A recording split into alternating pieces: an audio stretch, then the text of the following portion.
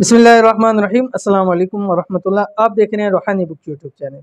20 शाबान जुमरात के दिन का वजीफ़ा, हर हाजत पूरी हो जाएगी, घर दौलत से भर जाएगा।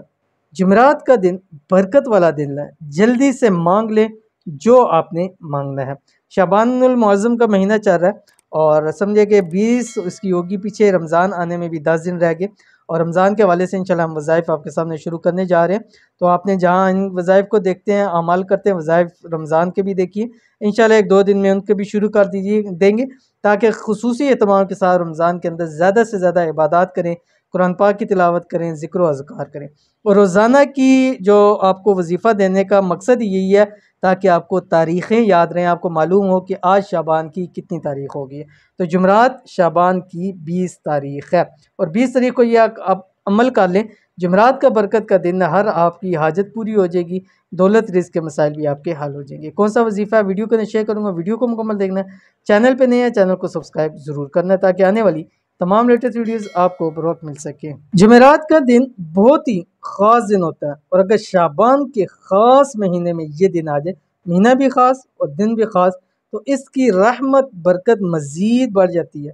अगर आप चाहते हैं कि जुमेरात के दिन की बरकत से आपकी तमाम हाजात पूरी हो जाए और आपकी तमाम दिली ख्वाहिशें पूरी हो जाए, आपके रिज़्क़, रोज़ी, माल, दौलत के अंदर इजाफ़ा हो जाए, तो इस बरकत वाले दिन ये एक अमल आपने ज़रूर करना है, जो कि जुमरात के दिन का भी अमल हो गया, 20 शाबान का भी होगा, डेट भी, तारीख़ भी आपको मालूम होगी, दिन भी अज़मतों वाला आपको मिल गया। तो आपने शाबान की किसी भी जुमरात या किसी भी दिन इस अमल को कर सकते हैं, इसमें आपके लिए कोई रोक टोक नहीं है। कौन सा अमल है आपकी स्क्रीन के ऊपर आ गया। बिस्मिल्लाहिर्रहमानिर्रहीम।